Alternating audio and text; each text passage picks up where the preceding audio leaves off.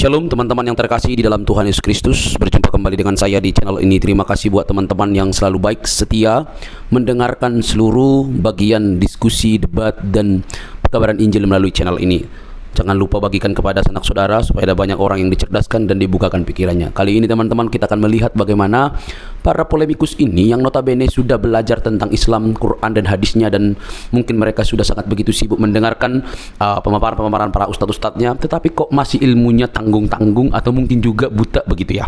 Nah, ketika disampaikan fakta-fakta justru mengamuk, justru kepanasan, justru kesurupan, tidak mau terima fakta yang ada.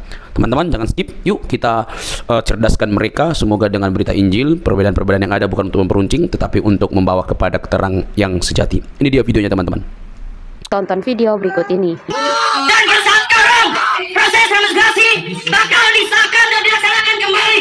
Apakah kita cuma diam dan tahun sudah kita tanpai satu kata tetap kita tunjukkan lawan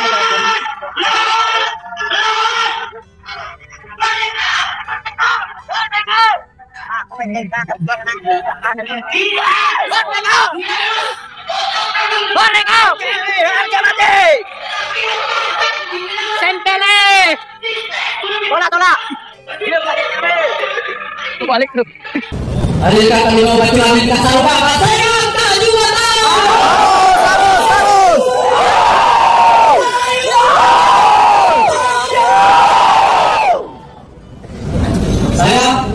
Nama saya sadar mampu budaya.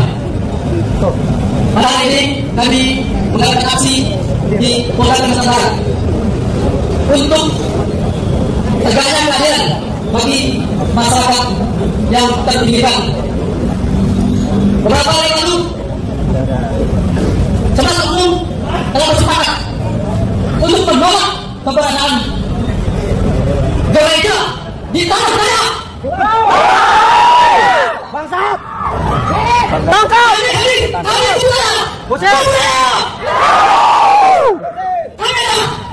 Tangkap. Tangkap intoleran.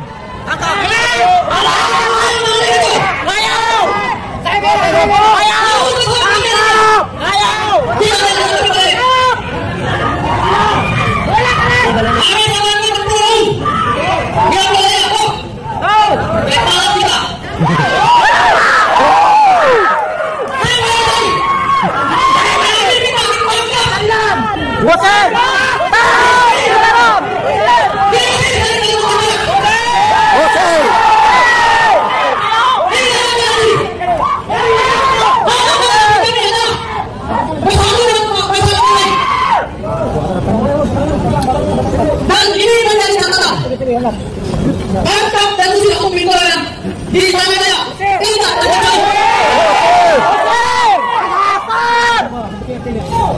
Ini terjadi di Kalimantan Barat. Kita minta ditangkap ketua ada satu. Ketua ada tiga. Paling banyak. Ketua ada empat. Paling banyak. Kedua ada 6 paling banyak. Kedua ada 7 paling banyak. Kedua ada 8 paling banyak. Kedua ada 9 paling banyak. Kedua ada 10 paling banyak. Satu para dulu paling banyak. Tangkap dan adil. Kami tidak setuju.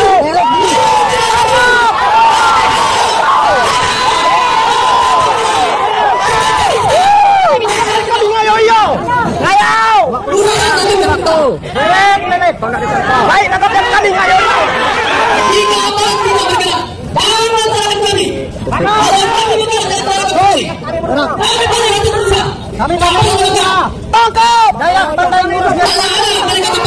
Tidak ada tempat itu yang ada di Kalimantan Barat. Ini berusaha. Banyak kami kayu.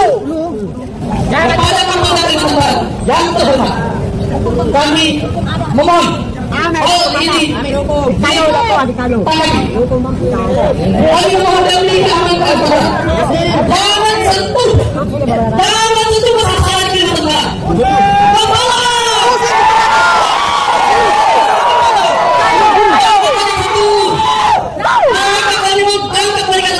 Kami tidak akan puas kalau mereka belum di sini. Lalu itu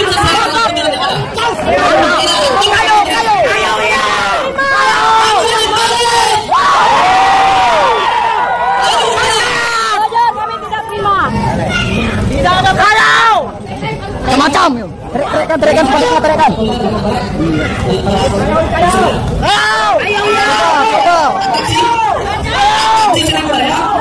Jadi yang apa-apa, namun cukup menghibur anak. Dan kami mohon, kami pasti diminta memberikan izin untuk melakukan balik.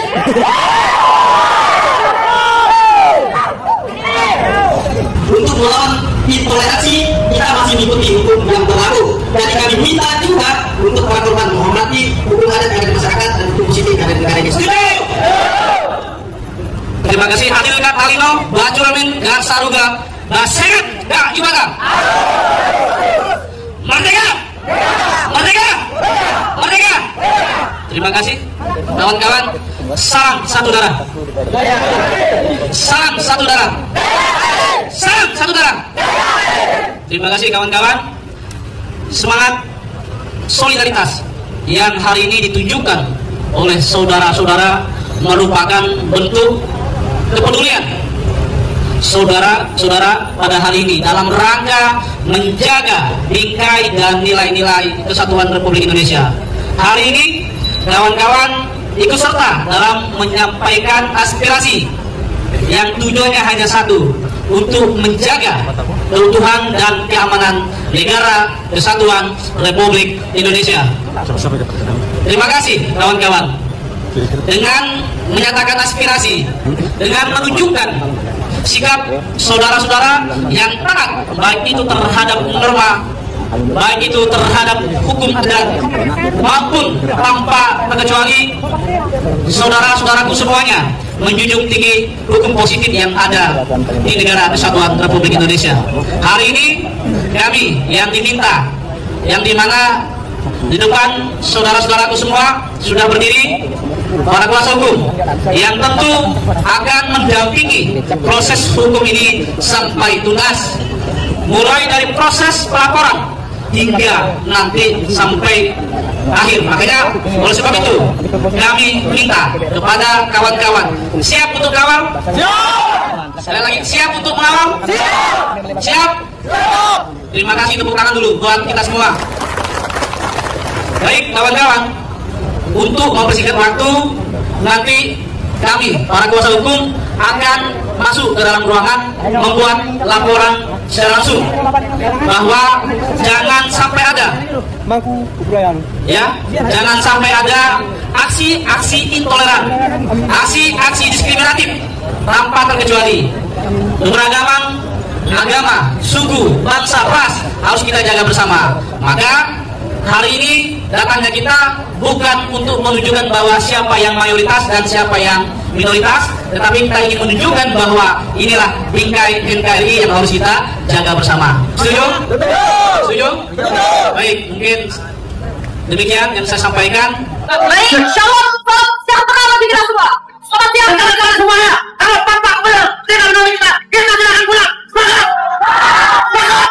Ini teman-teman, tidak ada oleh pimpinan masuk ke kali kita ini.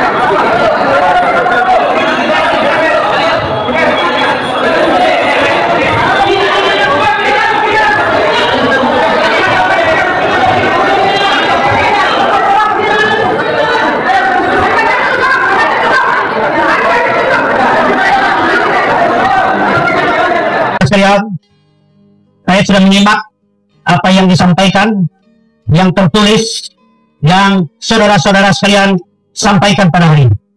Dan saya sudah mengamati dari beberapa minggu yang lalu terhadap penolakan program transmigrasi ke Provinsi Kalimantan Barat. Dan tentu saya sebagai Wakil Gubernur Provinsi Kalimantan Barat memiliki pendapat dan sikap yang sama dengan Bapak Ibu dan saudara-saudara. Waktu Gawai Dayak di Kabupaten Sintang, saya sudah menegaskan, saya Wakil Gubernur Kalimantan Barat menolak program transmigrasi. Jelas kan? Jadi saya orangnya tak mau, duit mau. Nah, saya mau duitnya. Nah, jadi begini, adik-adik sekalian, Bapak Ibu, saudara sekalian.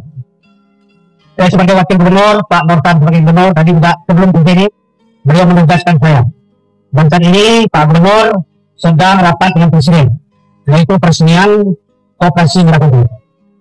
Dan saya sampaikan kepada beliau, Pak, saya mohon izin, saya akan hadir di pendopo kantor Gubernur untuk bersama-sama masyarakat Kalimantan Barat menjawab aspirasi yang mereka sampaikan. Saya harus menerima itu, saya harus bersama-sama rakyat Kalimantan Barat pada hari ini. Saya sebagai Wakil Gubernur, tentu saya memiliki komitmen. Saya yang pertama adalah, Bapak Ibu pernah dengar, bagaimana di setiap kesempatan, saya selalu ingin menghadirkan rasa aman di Provinsi Kalimantan Barat. Rasa aman, tentram, persaudaraan, toleransi. Maka saya tidak mentolerir ormas atau kelompok masyarakat yang berpotensi memicu konflik di Kalimantan Barat. Oleh sebab itu, Bapak Ibu dan saudara sekalian, mulai saat ini mari kita jaga keberagaman yang ada di Provinsi Kalimantan Barat. Saudara-saudara kita, suku Jawa, Madura, Batak, Bugis, dan lain sebagainya yang ada di Provinsi Kalimantan Barat sudah cukup. Tidak usah ditambah lagi. Tidak usah kita mendatangkan kemiskinan lagi ke Provinsi Kalimantan Barat. Tidak usah kita mendatangkan masalah lagi di Provinsi Kalimantan Barat. Dan saya memiliki komitmen yang sudah ada ini, suku apapun yang ada di Provinsi Kalimantan Barat, yang Kalimantan Barat merupakan miniaturnya NKRI. Semua suku yang ada di Republik Indonesia ini ada di Kalimantan Barat, tapi jangan ditambah. Jumlah yang ada sudah cukup. Dan saya memiliki komitmen, semua saudara-saudara kita itu adalah putra Kalimantan Barat yang wajib kita lindungi, wajib kita ayomi, dan wajib kita layani. Oleh sebab itu, ini banyak ormas, mari dukung kami, kita jaga keamanan dan ketertiban di Provinsi Kalimantan Barat. Kita harus tegas, kita harus tegas menolak punya keadilan transmigrasi, khususnya di Kalimantan Barat. Mudah-mudahan mereka kita di Kalteng, Kaltim, Jatara, Kastel, semuanya sama seperti dengan kita. Itu harapan kita. Jadi selanjutnya kepada kawan-kawan semua, memang kita tidak perlu waktu lama. Karena kalau barang ini lama pasti blunder. Saya sebenarnya berharap lembaga kita yang ada, saya pengurusnya ada juga provinsi. Saya berharap lembaga kita yang seharusnya bicara ke depan menolak kehadiran transmigrasi. Apakah di ada provinsi? Apakah MDN? Ini semua pergerakan kita lakukan hanya ormas-ormas. Kami bukan anti suku. Kami tidak rasis. Kami bukan rasis. Kami bukan fasis. Tapi orang Kalimantan, orang-orang yang manis dan terbukti sampai detik ini kami tetap satu, kami tetap patuh membela negara kepentingan Indonesia. Tuntutan kami adalah pertama, kami menolak yang namanya program transmigrasi. Karena menurut kami, program transmigrasi yang sudah terlaksana selama ini semakin menimbulkan kesejahteraan sosial yang berkepanjangan. Jarak pendidikan, jarak perekonomian, dan lain sebagainya semakin jauh. Dan ini menciptakan bom waktu di atas jalan negeri. Kita tidak ingin adanya konflik sosial horizontal yang berkepanjangan akibat dari salahnya kebijakan ini. Makanya saran kami kepada pemerintah pusat, tolong dibatalkan. Dan kami menunggu sebagai bukti konkret dari pemerintah Republik Indonesia kalau memang program transmigrasi itu dihapuskan atau diadakan, hapus atau bubarkan Kementerian Transmigrasi yang ada di Republik ini. Dan kami masyarakat Kalimantan minta diperhatikan, minta dibangun. Kami di Landak Turun ini merupakan wujud dari kebersamaan kami, wujud dari simpati kami terhadap saudara-saudara kami yang terdampak dan terkena program ini. Bukan hanya di Kalimantan Barat saja, tetapi di seluruh wilayah Kalimantan yang terkena program ini. Baik saudara-saudara kami di Kalimantan Tengah, baik saudara-saudara kami di Kalimantan Timur, termasuk juga saudara-saudara kami di Kalimantan Barat. Dari Landak kami sampaikan, kalian tidak sendiri. Tolak transmigrasi. Baik, terima kasih kepada moderator yang mana telah memberikan kesempatan kepada kami, khususnya masyarakat Melayu Kabupaten Landak, Kalimantan Barat.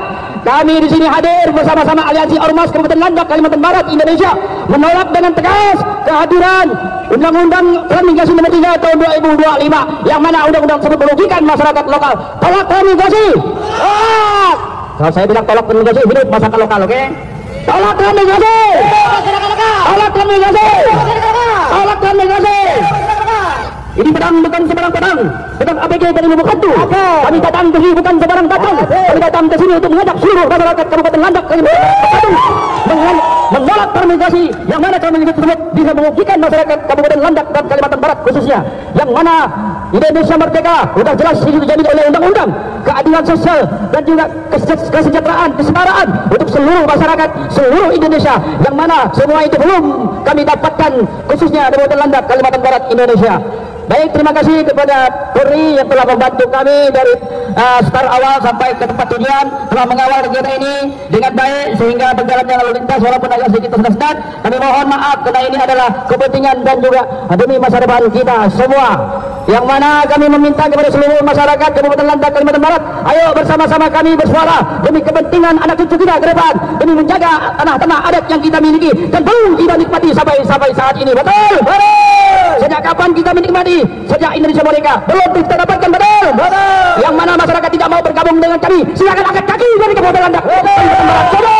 Silakan angkat kaki dari Kabupaten Landak, Kalimantan Barat. Betul? Yang mana di sini kami berjuang bukan untuk kepentingan kami pribadi, di sini kami berjuang untuk kepentingan kita semua. Betul? Yang mana hanya datang untuk menikmati kekayaan alam yang ada di Kabupaten Landak, Kalimantan Barat. Silakan angkat kaki. Betul?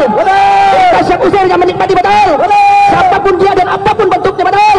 Apapun warna kulitnya dan apapun bahasanya, jika dia tidak mau berjuang untuk kepentingan kesejahteraan masyarakat Kabupaten Landak, Kalimantan Barat, patut kita usir. Betul? Kenapa? Karena beliau hanya mau menikmati tapi tidak mau berjuang mempertahankan hak-hak kita semua. Betul?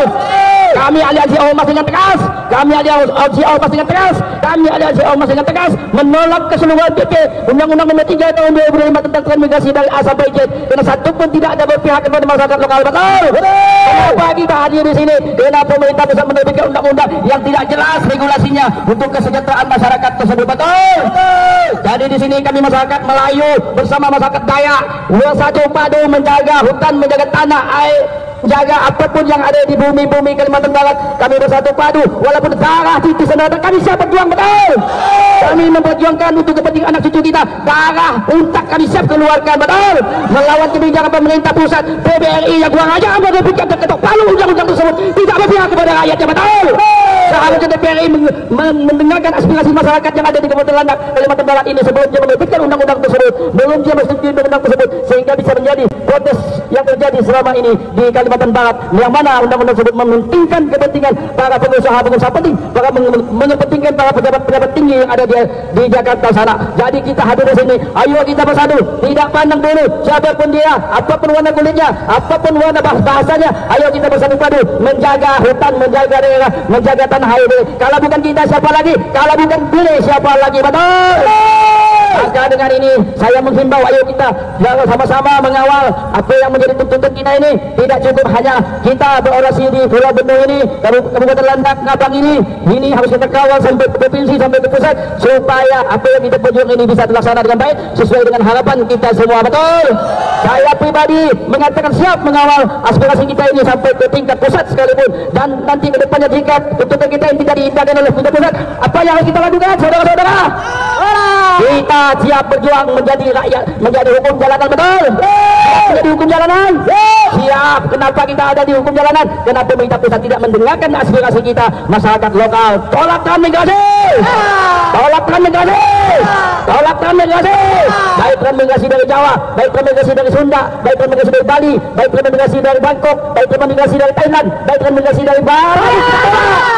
Kenapa? Karena kita belum menikmati hasil alam sesuai dengan perintah undang-undang, yang mana sejahtera itu beri hak kepada masyarakat dan rakyat Indonesia, yang mana masyarakat itu ada di kebetulan Kalimantan Barat, yang mana selama ini penuh dengan kesengsaraan dan belum mendapatkan keadilan sosial itu sendiri. Betul? Betul. Itu dapat kami sampaikan lebih dan kurang, mohon maaf bahwa belayar ke Pulau Benua sehingga sebentar dari pantai. Ayo bersatu padu, jangan sampai bercerai-berai. Setuju? Sekian, terima kasih. Assalamualaikum warahmatullahi wabarakatuh. Saya tuju banget. Tolak transmigrasi. Tolak transmigrasi. Tolak transmigrasi. Sekian, terima kasih. Baik, terima kasih rekan-rekan. Oke, hadir kata ini saya minta dari Bapak Singat Jubata. Selamat siang untuk kita semua. Pertama-tama saya ingin menyampaikan mohon maaf kepada warga sekitar, khususnya Kota Ngabang, karena perjalanannya agak sedikit terganggu. Tapi mohon maaf, ini semua kita lakukan untuk keberlangsungan anak cucu kita ke depannya. Karena yang mana kita ketahui, program transmigrasi ini sudah ada sejak dulu. Yang mana program transmigrasi dikatakan adalah untuk pemerataan pembangunan, pemerataan ekonomi. Nyatanya sampai hari ini belum ada pemerataan pembangunan di Kalimantan, khususnya Kalimantan Barat. Betul ya? Kedua, kita dikatakan bahwa wilayah Kalimantan banyak tanah kosong. Itu semua narasi yang dipakai untuk membodoh-bodohi kita. Tidak ada tanah kosong di Kalimantan. Belum tentu tanah yang tidak ada sertifikat itu tidak ada pemiliknya. Hutan-hutan itu adalah tempat nenek moyang kami berburu, berladang, mencari rotan. Bukan adalah sumber penghidupan kami masyarakat Kalimantan. Jangan semua itu dianggap sebagai tanah kosong, sebagai dalih untuk mengakuisisi tanah kami. Kalimantan sudah banyak kerusakan yang ditimbulkan. Jangan ditambah lagi dengan program transmigrasi. Apapun namanya, apapun bentuknya, kita sepakat tolak transmigrasi. Kalau mau membangun Kalimantan, jangan ada istilah diksi transmigrasi. Bangun saja jalannya. Bangun saja lapangan pekerjaan untuk masyarakat Kalimantan. Tidak perlu ada istilah transmigrasi. Karena dari dulu ada istilah revitalisasi kawasan transmigrasi. Nyatanya mereka memperluas kawasan transmigrasi, membangun infrastruktur untuk warga transmigrasi, membangun ekonomi untuk warga transmigrasi. Terus masyarakat lokalnya, khususnya Dayak yang ada di Kalimantan, teman-teman dari Melayu yang ada di Kalimantan, kami dapat apa? Maka pada hari ini kami menyatakan bahwa kami menolak dengan tegas terkait dengan program-program transmigrasi yang ada. Semuanya itu manipulatif. Narasi yang disampaikan di publik, kita semua bisa buka di websitenya transmigrasi, Kementerian Transmigrasi, dan akun-akun media sosialnya. Di sana tidak pernah ada mereka menampilkan bahwa mereka pernah berdialog dengan masyarakat lokal. Tidak pernah kita diajak untuk berbicara seperti apa mekanismenya. Dari dulu sampai sekarang program transmigrasi itu semuanya bohong, manipulatif semua. Jadi kami dan saya mewakili masyarakat, khususnya masyarakat Pantai Selatan dan Selibong. Wilayah kami dari dulu pernah dimasuki transmigrasi dari tahun 80-an. Tanah-tanah mereka dikasih, sertifikat dikasih, kebun dikasih, rumah dikasih. Sekarang tanahnya dijual. Dan kami generasi yang sekarang tidak ada dapat tanah gratis. Karena tanahnya sudah habis, diberikan kepada mereka pendatang. Sampai saat ini lapangan pekerjaan masih minim di Kalimantan. Infrastrukturnya seperti kita gambar teman tadi masih banyak yang lumpuh, tanah suling. Di mana pembangunan yang dulu disampaikan dalam program transmigrasinya zaman Orde Baru? Itu semua bohong. Jadi hari ini teman-teman kita sepakat untuk menolak transmigrasi. Sepakat tolak. Selanjutnya berkaitan dengan yang baru-baru viral di Kuburaya, itu adalah salah satu dampak dari program transmigrasi. Tidak menutup kemungkinan 10-20 tahun ke depan kalau sampai jadi program transmigrasi yang 2025-2026, maka anak cucu kita yang nantinya akan menempati pulau ini, akan mendiami pulau ini, akan mengalami hal yang sama seperti kita di era hari ini. Akan ada terjadi kembali konflik-konflik horizontal yang terus terjadi. Kita ingat dulu peristiwa Kelam yang sangat memilukan khususnya, dan kita tidak ingin hal tersebut terjadi lagi. Kita maunya Kalimantan ini aman, damai, dan tentram.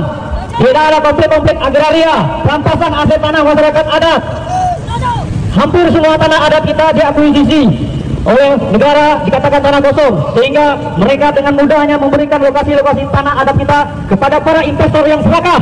Tanah kita sudah habis dikeruk, atas permukaannya ditanami sawit, bawahnya dikeruk batu bara, minyak bumi dan lain sebagainya, semuanya dikirim ke pulau seberang. Terus kita dapat apa? Sejauh ini masyarakat Kalimantan dibandingkan pulau-pulau lainnya, kita belum pernah teriak merdeka. Kita masih setia kepada NKRI. Teriakan merdeka tidak menutup kemungkinan akan terjadi ke depannya apabila ketidakadilan tidak pernah terjadi di Kalimantan. Jangan sampai anak cucu kita melarat seperti kita di era hari ini. Tidak ada pekerjaan, tidak punya tanah, tidak punya rumah, tidak diberikan beasiswa. Sampai hari ini saya belum mendapatkan data resmi adanya beasiswa transmigrasi yang memprioritaskan putra-putri daerah masyarakat lokal asli Kalimantan. Kalaupun ada, yang dapatkan itu adalah anak dan keluarga ex-transmigran. Kita putra-putri masyarakat lokal dapat apa selama ini?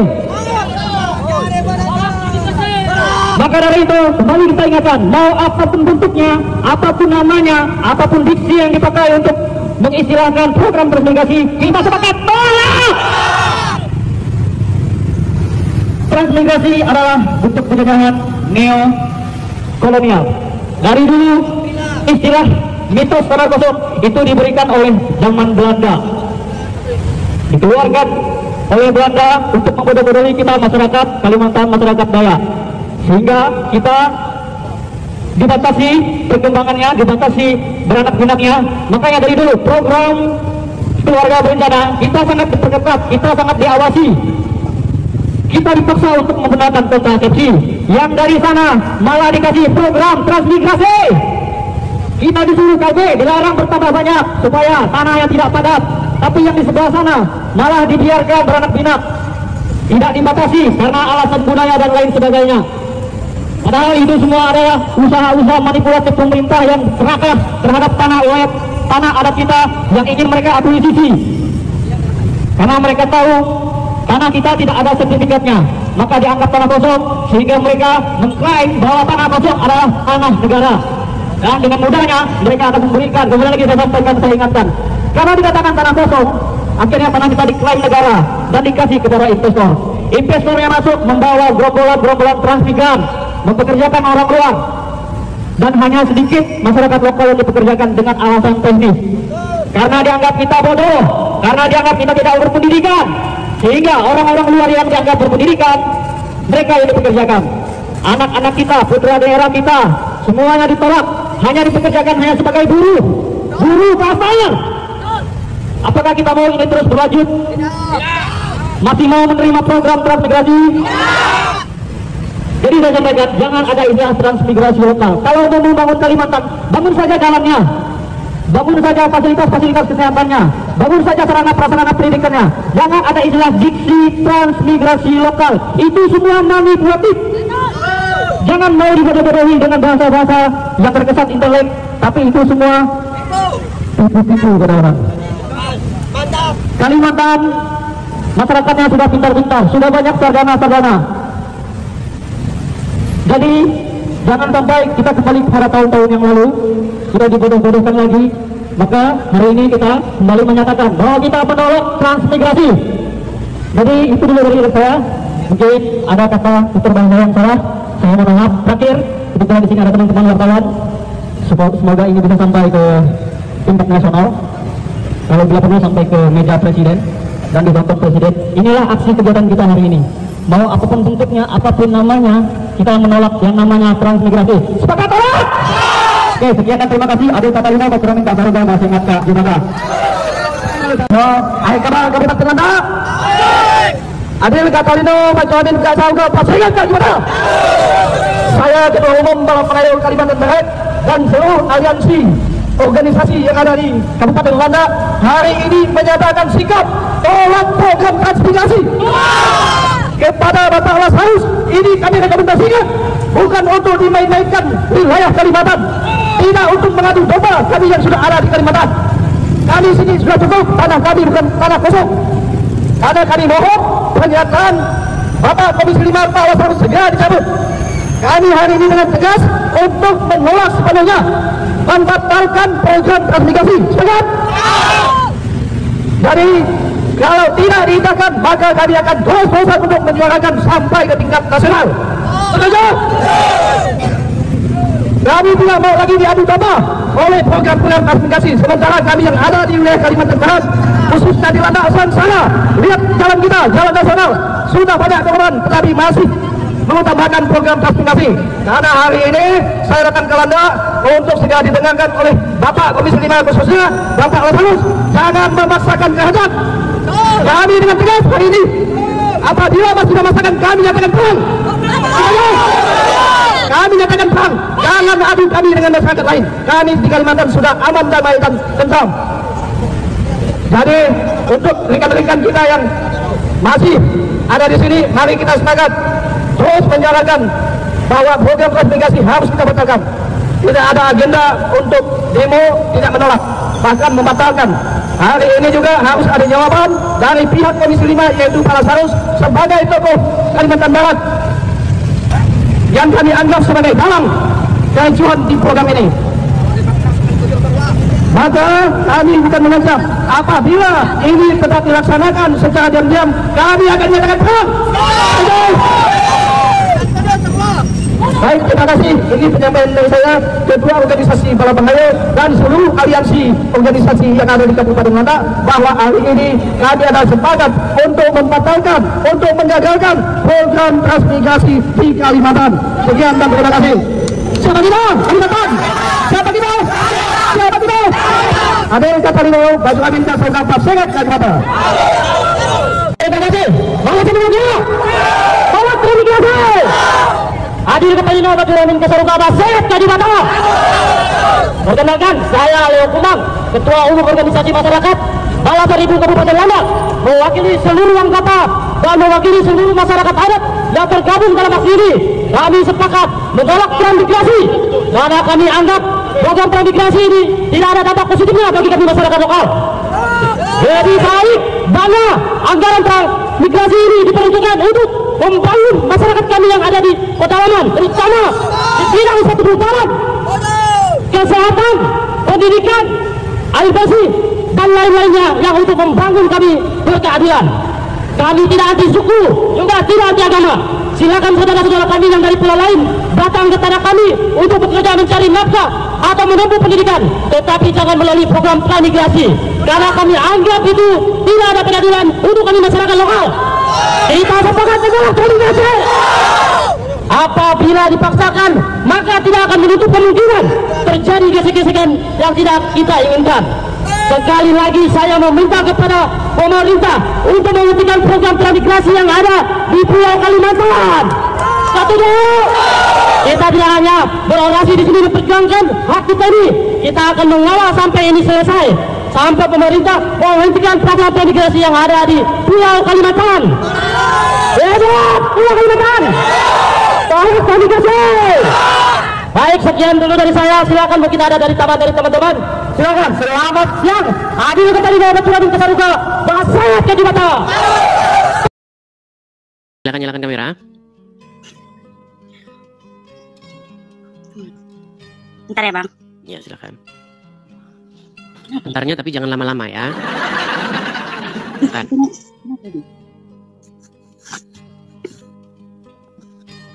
Halo? Ya. Ya silakan nyalakan kamera. Oke. Angeli. Oke, Angeli. Ya, selamat malam Kak Angeli. Saya mau tanya dulu nih, Kak Angeli ini Muslim atau Kristen? Muslim. Cantik-cantik kok Muslim sih. Ada apa dengan Kak Angeli ini? Mengapa cantik-cantik kok Islam? Ya, Kak Angeli sudah lama nonton channel saya.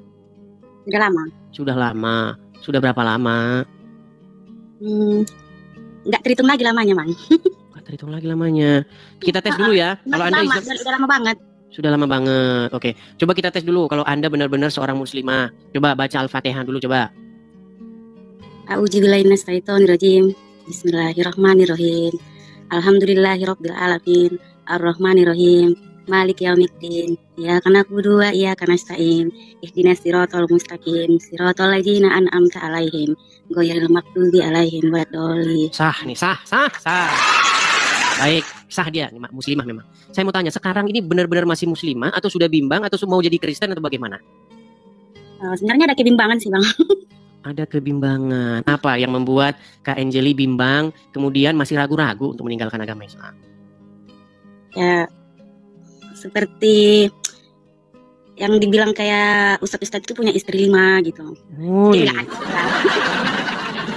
Ya, itu sunnah Rasul di dalam agama Islam, begitu. Memang banyak sekali hal-hal yang bersifat seperti itu di dalam pokok bahasan agama Islam. Lalu itu membuat Anda mulai meragukan agama Islam ya? Ya, tapi sebenarnya saya biarpun muslim tapi belum tahu banget tentang agama muslim ini, Bang.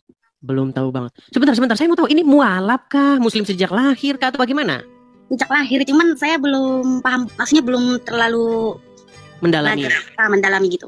Ya kan itu sudah saya bilang sekali, setiap hari. Setiap saya live selalu saya bilang alasan seseorang Islam itu karena dia nggak ngerti agama Islam. Jadi saya tidak heran kalau ada ungkapan-ungkapan seperti itu. Saya Islam tapi tidak paham agama Islam. Ya kalau Anda paham pasti Anda akan meninggalkan agama Islam. Tapi saya pernah bermimpi loh, Bang. Apa itu mimpinya? Saya kan mimpi pernah melihat seperti cahaya.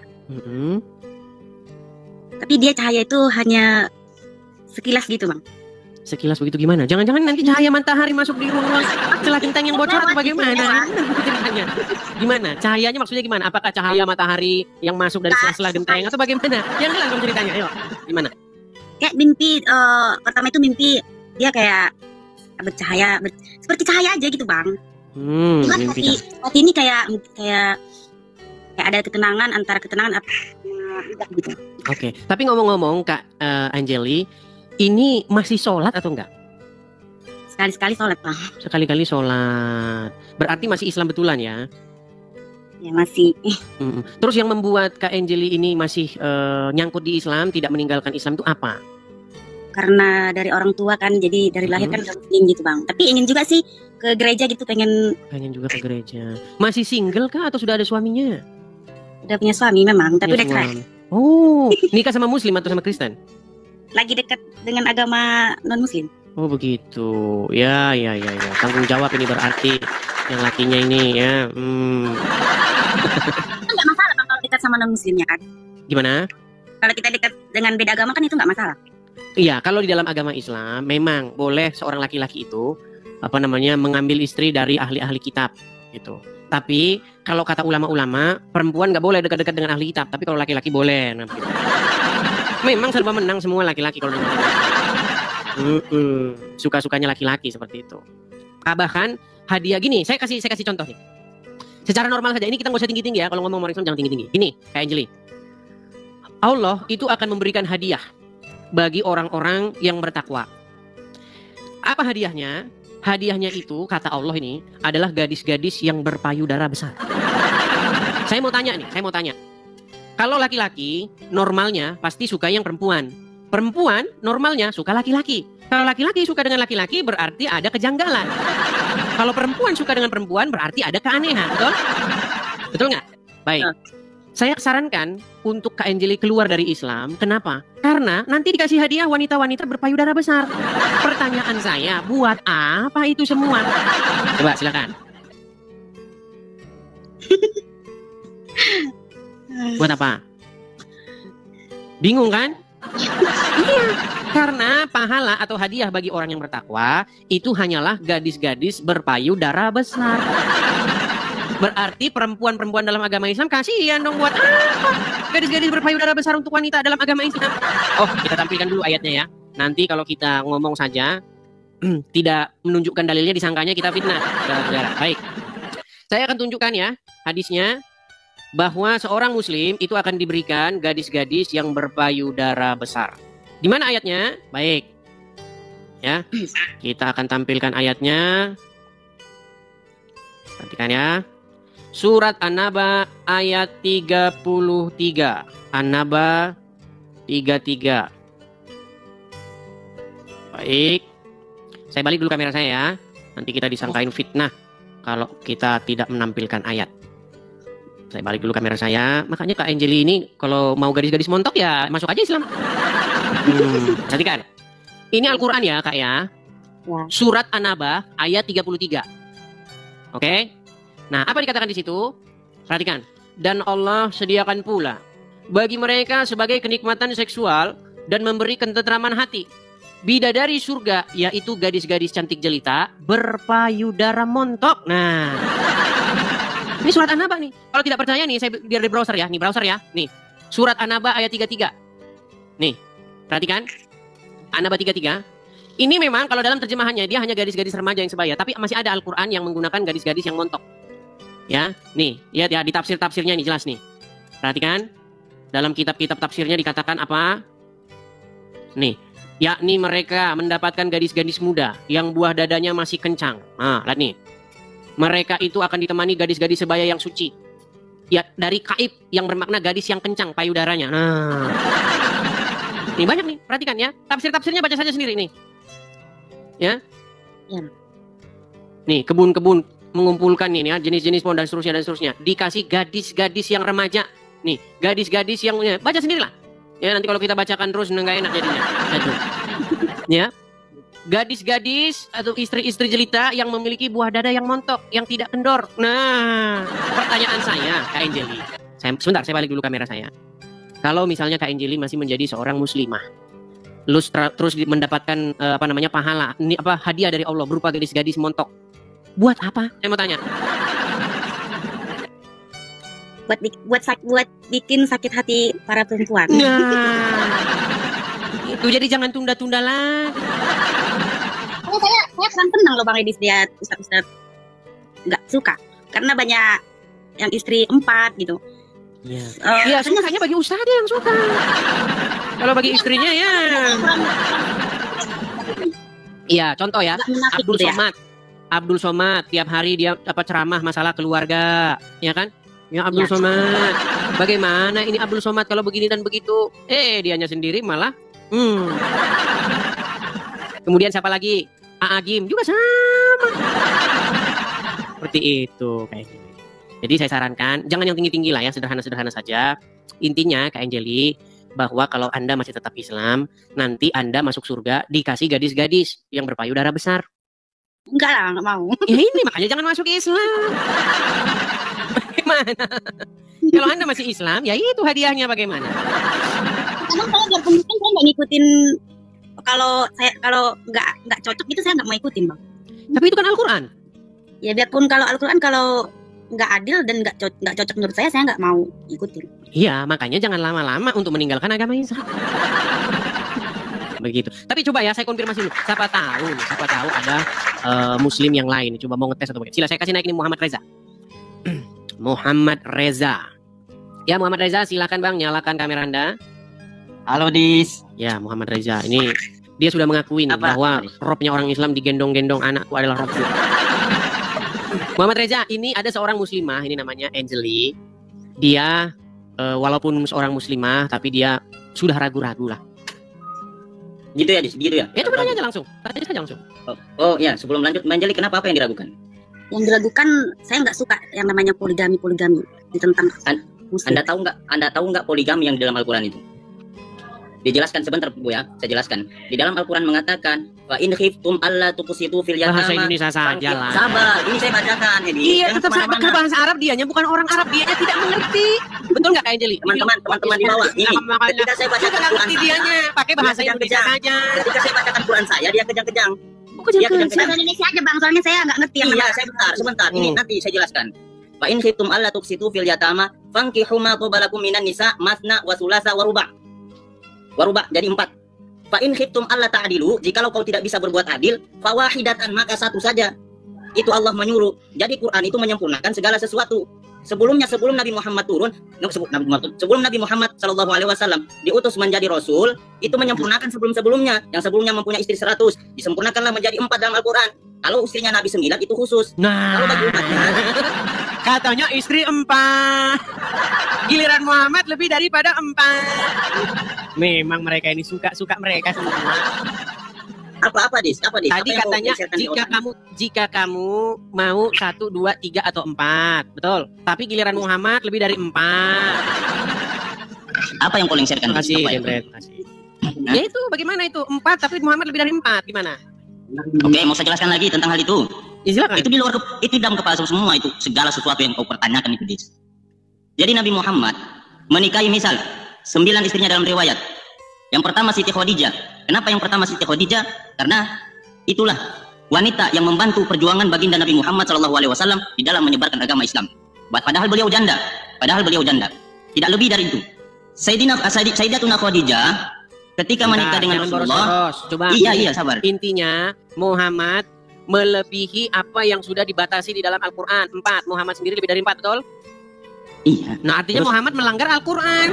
Apakah Allah membantah di situ? Di dalam Al-Qur'an Tadi dikatakan maksimal 4. Iya, maksimal itu khusus umatnya. Berarti bagi Muhammad dan Al-Qur'an menyempurnakan hal itu. Berarti untuk Muhammad tidak berlaku. Al-Qur'an tidak berlaku. Apalah aku bilang Al-Qur'an tidak berlaku, Edis. Tapi Bang, kalau menurut Edis, saya, biarpun saya Anjeli. Sebenarnya Edis ini udah Anjeli. Coba ganti Iya, saya tahu. dia dulu. Anjeli. Kasih dia dulu kalau ngomong. menurut saya dengan biarpun saya muslim ya, kalau menurut saya dengan tentang istri berempat ataupun 100 itu menurut saya tidak adil. Apa tidak adil? Anda tahu nggak sejarah? Saya kasih tahu. Sejarah nenek moyangnya Yesus itu banyak istrinya. Kalau nggak ada, kalau tidak banyak, apa kakek nenek moyangnya Yesus, maka Yesus tidak ada, tidak lahir dia. Kata siapa? Itu asumsi liarmu saja. Ya kapan saya asumsi liar? Itu kan sudah dibahas Ustaz Yusuf PI sama kau. Ya, intinya itu kan hanya asumsi liarmu saja. Kalau menurut saya kan kalau muslim yang saya tahu itu cuma 1 istri. Nggak ada yang namanya poligami. Tapi kalau di agama muslim itu banyak kan poligami. Kadang-kadang itu laki-laki yang nggak mampu tapi sosok mampu gitu. Nah, ya udah jangan disalahin. Ya udah jangan disalahin Qurannya dong. Salahin yang itu yang melakukan. Berarti salah agama. Al-Quran kan sudah Al-Quran sudah kalian berdua. Al-Quran sudah memerintahkan. Sebentar, itu kecilin saja. Enggak usah pakai seperti itu. Dengar. Gini, Muhammad Reza, kamu harus mengakui bahwa banyak wanita-wanita muslimah itu yang sudah memandang agama Islam itu agama yang tidak masuk akal. Ini saya kasih contoh. Saya juga pernah berdiskusi dengan Iya, karena nggak pernah ibadah. Perhatikan ya, nih. Ini apakah muslimah setuju dengan Tanya Angel ini, berapa kali dia sholat di masjid satu hari? Sebentar, aduh, ini kamu ngomong terus. Dengar. Dengarkan ya, wanita ini bicara apa kepada saya ini. Ketika dia nggak sepakat dengan poligami. Enggak. Hidup di zaman Nabi. Karena bagi aku poligami itu waktu zaman dulu kenapa adanya poligami karena mereka membantu janda yang enggak mampu. Tapi sekarang mengartikan poligami itu malah jadinya selingkuhan. Tuh kan katanya poligami itu katanya menjadi ajang selingkuhan. Tuh. Aku mau bertanya Bang Idris. Ya. Kenapa kalau di muslim ini istri berempat tapi selalu disakiti? Karena menurut Al-Quran perempuan itu boleh dipukul. Yang ngajarin itu Al-Quran. Nah, gimana? Coba sekarang saya tanya dulu, Muhammad Reza. Betul nggak Al-Quran membolehkan suami memukul istrinya? Terus kenapa kita semakin di mana Dis? Bentar dulu Anjeli. Di mana Dis? Kenapa kita di mana Dis? Kayak gimana ya? Makin jahat kita ya. Gimana? Kalau kita semakin tahu tentang agama muslim ini, semakin apa? Semakin mengarahkan kita. Itulah Anda. Ya, beda dengan muslimah yang lain. Anda saja ini sekali dengan wanita ditunjuk. Enggak, saya nggak kasar loh. Saya menjelaskan. Karena sesuatu Dis. Ada yang nggak cocok dengan di Quran saya sudah menjelaskan seseorang yang kayak Angeli dan Anda Edis. Di Quran saya sudah menjelaskan Angeli dan Edis. Sekarang saya tanya, menurut Al-Quran boleh nggak mukul istri? Di mana itu mukul istri perbolehkan? Baik, coba buka surat An-Nisa ayat 34. Coba buka. Oh, bukan ada tanya. Nanti saya buka datamu juga. Nanti ini giliran saya bertanya bisa? Boleh, silakan. Bisa nggak saya bertanya? Kau bukalah datanya situ. Apa yang kau permasalahkan? Kalau saya lagi yang ngerti agama Islam. Enggak ada yang. Nanti kalau saya lagi yang mengerti agama Islam, silakan. Iya, terserah kau lah, terserah kau, Dis. Coba buka aja. Terserah kau. Surat An-Nisa ayat 34. Silakan baca artinya. Apa bunyinya? Ya baca artinya sana. Jangan panik. Enggak ada panas saya menghadap kalian berdua. Enggak ada panas saya menghadap kalian berdua. Silakan. An-Nisa ayat 34. Ayat 34. Silakan baca. Edis. Kau ajak dengan Gus Wapi cari robahu aja kau mencret. Gimana? Cari robahu aja nggak bisa. Silakan baca An-Nisa ayat 34. Edis. Ya Allah ya Karim. Sudah orang berapa tahun Anda tidak tahu agama Islam boleh mukulin istri. Benar ini. Bismillahirrahmanirrahim. Artinya saja, enggak usah lama-lamain. Ar-rijalu qawwamuna 'alan nisa'i bima faddala Allahu ba'dahum 'ala ba'd. Ayat ini. Mana saya dengar Al-Quran guys? Bacakan. Apakah Anda permasalahan di sini? Baca artinya. Saya nggak ada terjemahannya di sini. Saya kurang anu. Nggak ada terjemahannya. Pantesan Anda tidak pernah tahu isi Al-Quran. Enggak, saya udah tahu ini mana ya. Makanya saya nggak ada terjemahannya. Artikan. Loh, baca aja artinya. Apa arti? Saya nggak ada permasalahan di ini. Apa? Makanya saya bilang. Ar-rijalu qawwamun 'alan nisa. Dia nggak ngerti agama Islam. Dis, ar-rijalu qawwamun 'alan nisa. Saya balik aja. Udah diam dulu. Saya balik nih. Ini surat An-Nisa ayat 34 betul. Betul? Baik, artinya perhatikan. Kaum laki-laki itu adalah pemimpin bagi kaum wanita. Oleh karena Allah telah melebihkan sebagian mereka laki-laki atas sebagian yang lain wanita. Dan karena mereka laki-laki telah menafkahkan sebagian dari harta mereka. Sebab itu, maka wanita yang soleh ialah yang taat kepada Allah lagi memelihara diri ketika suaminya tidak ada. Oleh karena Allah telah memelihara mereka.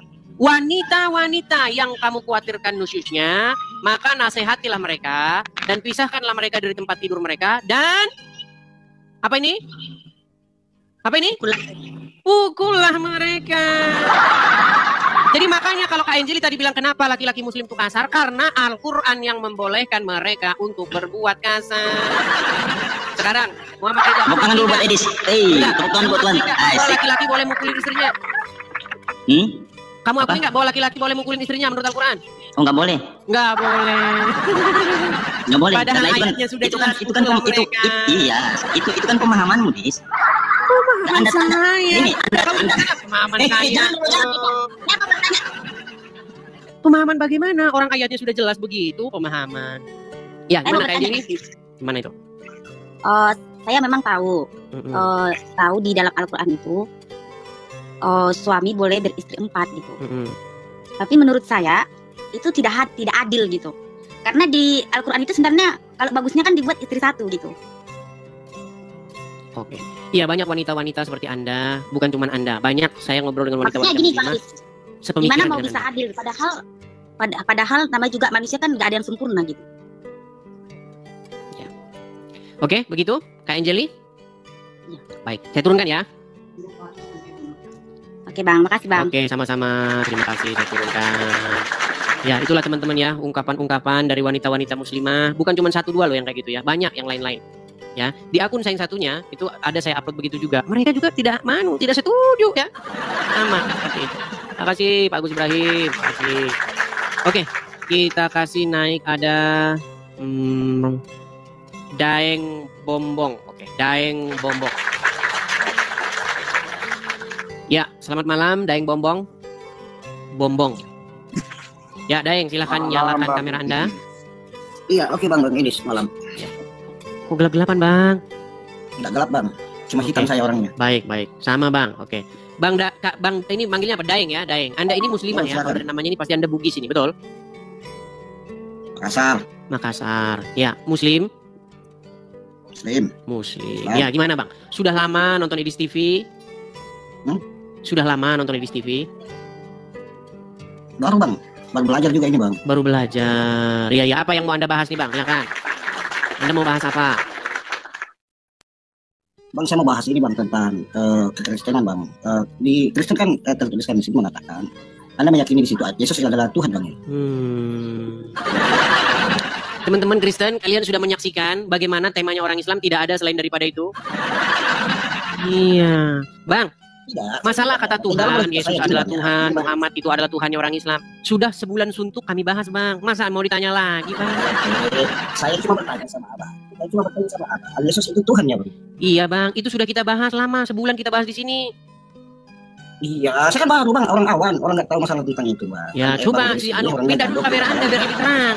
Masalahnya gelap gulita. Jangan ngelawan, jangan ngelawan cahaya. Nah, itu kan keren.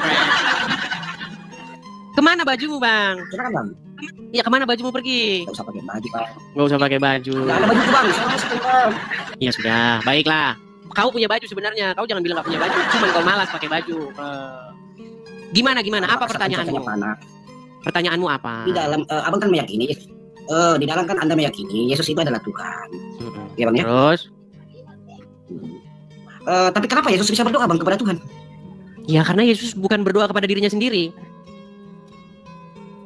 Harusnya Yesus itu berdoa pada dirinya sendiri Bang, karena dia adalah seorang Tuhan. Dia maksa. Dia adalah yang kuasa. Kenapa Anda maksa? Maksa Bang, satu saya. Nggak maksa bang, saya cuma bertanya sama abang. Iya, karena Yesus tidak berdoa kepada dirinya sendiri. Ada Tuhan, ada dia seharusnya berdoa pada dirinya sendiri karena dia adalah Ada Tuhan. Tuhan berdoa kepada Tuhan.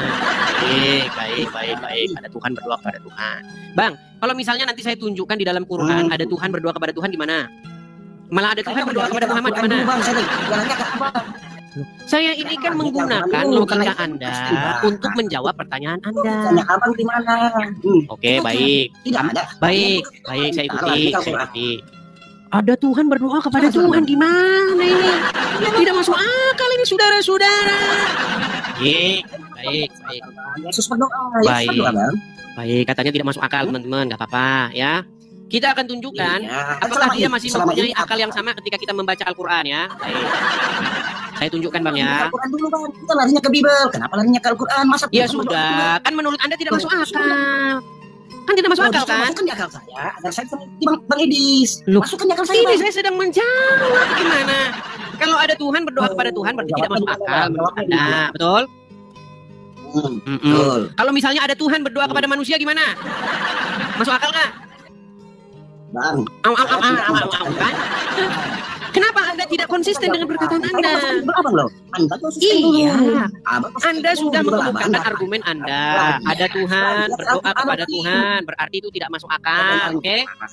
Sebenarnya abang ini nggak mau bahas Abdul abang, maunya larinya ke mana? Mau, kenapa tidak mau? Kan sudah saya bilang menurut akal Anda itu tidak masuk akal, betul? Masukkan dulu di akal abang. Gimana sih? Dulu di akal abang. Apakah bisa menerima kepada Tuhan? Baik. Sudah? Apakah saya bisa bicara atau saya nggak boleh bicara? Silakan Bang berbicara, Bang Edis. Baik. Jadi begini, menurut Anda tidak masuk akal Tuhan berdoa kepada Tuhan, betul? Saya mengatakan iya. Oke, kalau Tuhan berdoa kepada manusia, masuk akal nggak? Jangan larinya ke berarti Anda tidak waras lagi. Gimana? Gimana? Sungguh nekat yang Kalau memang dia jangan betul Bang Edis, jangan mempermalukan diri Anda. Kan tidak, saya tidak mempermalukan. Apanya yang mempermalukan? Oh, justru Anda harus menjawab dengan dalil di Bible abang. Ya, dalilnya sudah saya bacakan. Karena Yesus berdoa kepada Bapa di surga. Bapa di surga itu bukan dirinya Yesus sendiri. Jadi tidak ada Tuhan berdoa kepada dirinya sendiri. Tidak ada begitu. Gimana? Baca dulu di Bible abang, baru sebentar kalau selesai Anda sudah saya baca. Sudah saya baca. Mana bang? Di mana? Yang anda tidak jelas itu di bagian mana coba? Di bagian mana yang Anda nggak jelas? Yang jelas begini, Bang. Yesus kalian anggap seorang Tuhan. Betul. Sedangkan Yesus berdoa kepada Bapa. Betul. Salahnya di mana? Anda mengatakan dia adalah Tuhan. Salahnya di mana? Anda menuhankan dia terus abang Yesus menuhankan dirinya sendiri. Akun TikTok saya itu saya buka di browser, ternyata tidak bisa login, jadi saya harus login dahulu. Sorry ya, tadi ada kendala, teman-teman. Saya tidak tahu, saya baru saja menginstal menguninstall antivirus karena dia suka menutup-nutupi layar saya.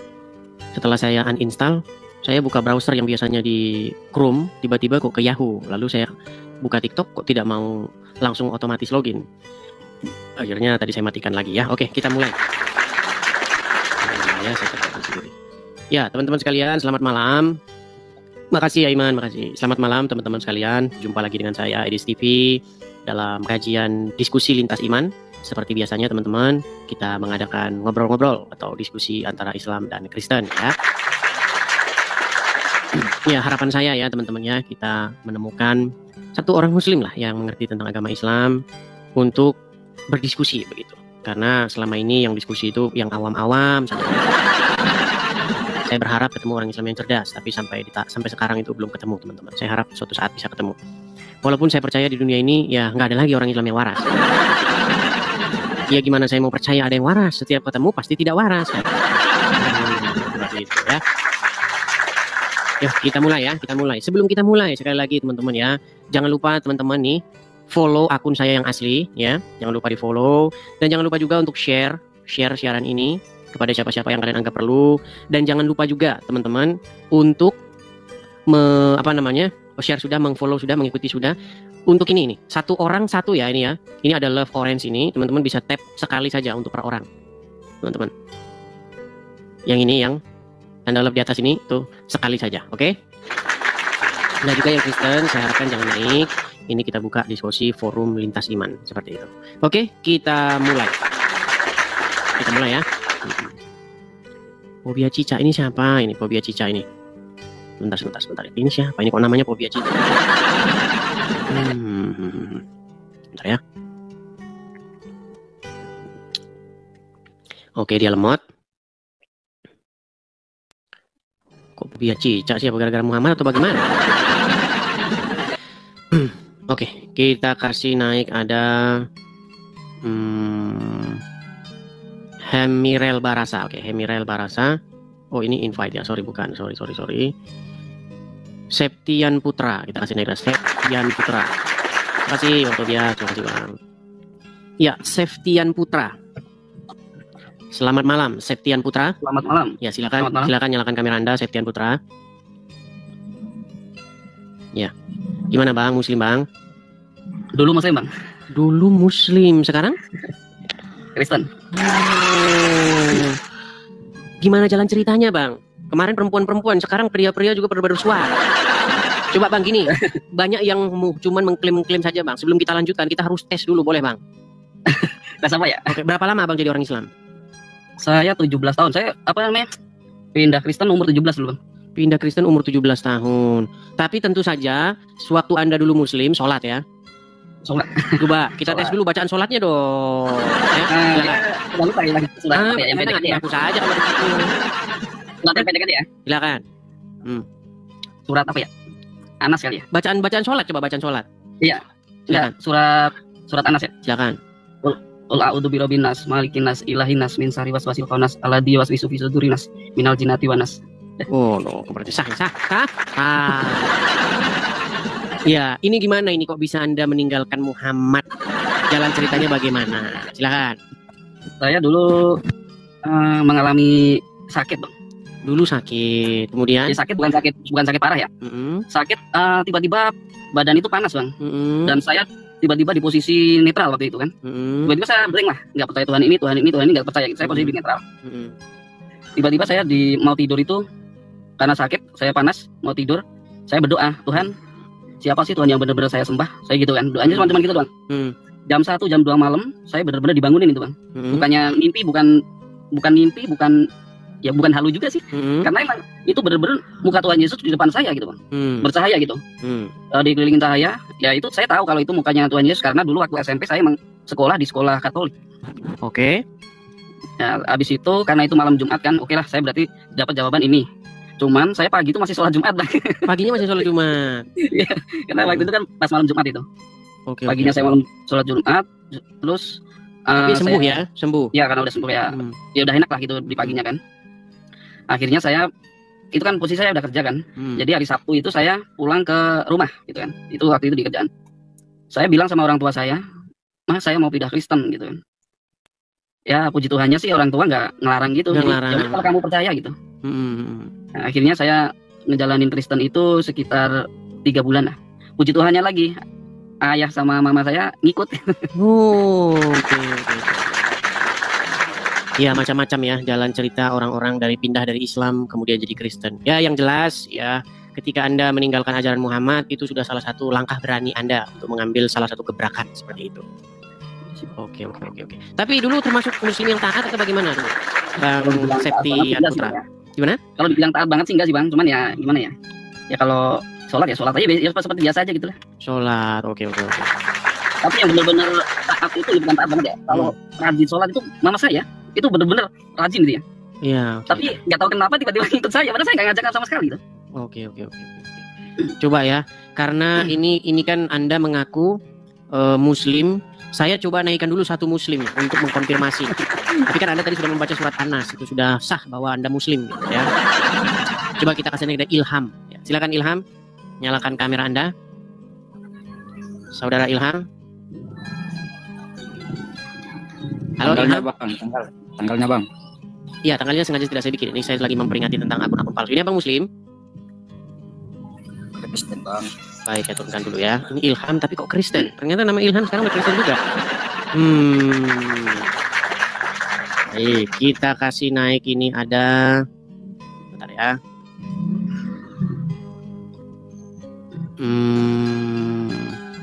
Rido, oke coba ya. Rido Munte. Berarti sudah berapa tahun yang lalu itu Bang Anda meninggalkan agama Islam? Saya sekarang umur 37 ya. Sekarang jadi udah berapa 10 tahun yang lalu ya? Udah lama, 20 lah, 20 tahun. 17 tahun. Oh iya, oh ya, berarti benar ya. 37 berarti sudah 20 tahun yang silam ya, pantas sudah lama ya. Saya udah lupa Bang, cuman kalau untuk baca apa namanya? Arab masih dikit-dikit bisa. Ya. Cuman ya udah ada yang lupa juga sih. Sudah banyak yang lupa juga. Oke lah. Baiklah kalau seperti itu Bang, selamat kami ucapkan telah keluar daripada kesesatan ya. Ya, karena di dalam sudut pandang kami, sudut pandang saya ya, orang yang mengikuti Muhammad itu masih berada di dalam jalan yang sesat. Ya tapi ya saya masih ada pergumulan juga sih Bang, untuk kakak saya sama adik saya tuh masih muslim. Iya biasa itu Bang, setiap orang itu pasti punya problemnya. Jadi kita udah campur-campur lah. Ya pelan-pelan lah ya, butuh waktu, semua itu butuh proses Bang. Oke, jadi satu Bang ya. Itu cuma saya doang Bang yang Kristen itu. Gimana? Satu kampung cuma Anda. Justru kalau cuma Anda yang muslim, artinya Anda beda sendiri gitu kan. Mereka semua sama saja. Oke, seperti itu ya. Oke ya, semangat Bang. Banyak semangat Tuhan. Tuhan Yesus memberkati. Saya turunkan Bang ya, Bang Septian Putra. Ya, teman-teman ya, sekali lagi ini forum kita adakan untuk diskusi lintas iman antara saya dengan yang muslim. Tema kita malam hari ini sebenarnya saya ingin mengikuti yang muslim saja. Karena kalau kita bahas pakai tema kita nanti muslim kabur langgar. Tapi sebenarnya teman-teman, saya tuh punya tema yang gimana ya saya bilang ya, sederhana ya, nggak usah mikir berat-berat gitu. Karena selama saya diskusi dengan Islam, saya itu mengalami trauma. Kalau orang Islam bahas yang berat-berat, mereka nggak nyambung. Begitu, nggak nyambung mereka. Jadi teman-teman, pastikan Anda seorang muslim ya. Kalau Anda naik kemari, kemudian Anda bilang Kristen, kemudian Anda hanya cengenges-cengengesan, mohon maaf ya, pasti akan saya blokir. Ini untuk peringatan saja pada teman-teman yang mau naik. Kemudian ketika Anda saya naikkan, tetapi Anda hanya cengenges-cengengesan, maka saya akan memblokir. Mohon maaf sekali, tindakan tegas harus kita ambil ya teman-teman ya.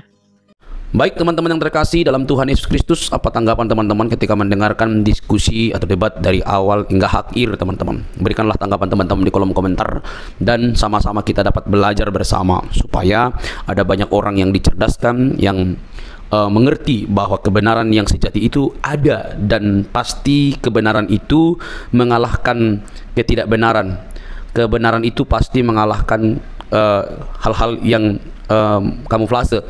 Terang itu pasti mengalahkan kegelapan. Kegelapan tidak mungkin bisa mengalahkan terang. Tentu terang di dalam Yesus Kristus. Teman-teman terkasih, kita harus bangga. Ya, kita harus bangga bahwa para polemikus Islam mesti belajar Quran, kitab sucinya, dan mendengarkan para pendahulunya.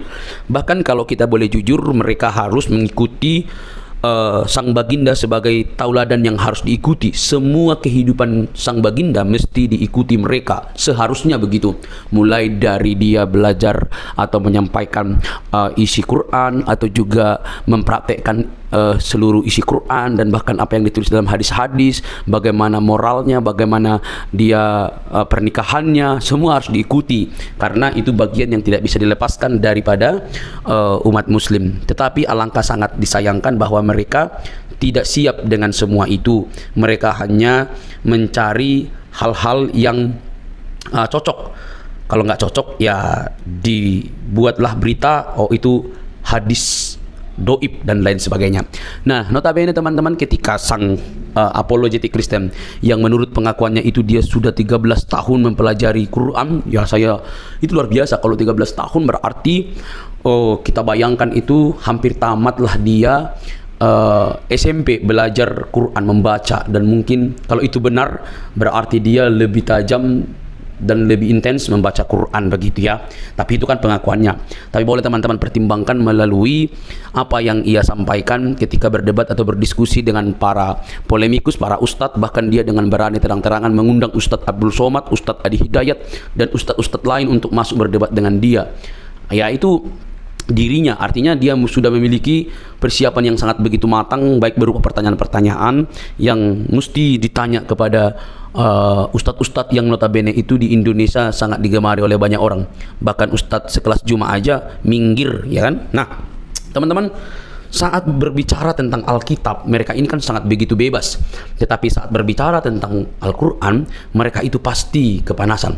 Saat berbicara Alkitab atau kekristenan, maka itu disebut dakwah bagi mereka. Tetapi saat berbicara tentang Islam atau Quran dan hadis, maka itu penistaan bagi orang Kristen. Miris memang teman-teman. Nah, tapi kita tidak fokus di situ. Kita masuk kepada poin bahwa apa yang ditanya oleh apologetik ini hanya bisa dijawab dengan kemarahan oleh para polemikus, hanya bisa berputar, hanya bisa memunculkan urat lehernya sebesar mungkin, tanda mereka tidak siap menjawab apapun yang dipertanyakan oleh apologetik ini. Harusnya mereka kan memiliki waktu untuk menjawabnya dengan baik supaya bisa menerangkan seperti ini loh yang benar. Apa yang kamu argumentasikan itu salah, ini yang benar, ini yang tepat. Mestinya kan seperti itu. Tetapi yang kita dapatkan justru berbeda, saudara-saudara. Itu sulit sekali, sulit banget. Karena apa? Karena ketika ditanya mereka nggak ngerti, maka yang terjadi adalah urat lehernya membengkak, tanda kemarahan, napasnya terengah-engah begitu ya.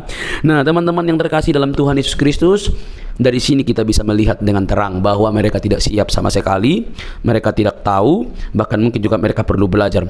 Sebenarnya tidak perlu marah, tidak perlu baperan, mereka hanya perlu belajar. Dan dia dengan terang-terang berkata, nanti undang Ustadz Juma. Ya Ustadz Juma aja lari kok, gitu ya. Lari kok, jadi mau undang di mana? Ya, oke teman-teman.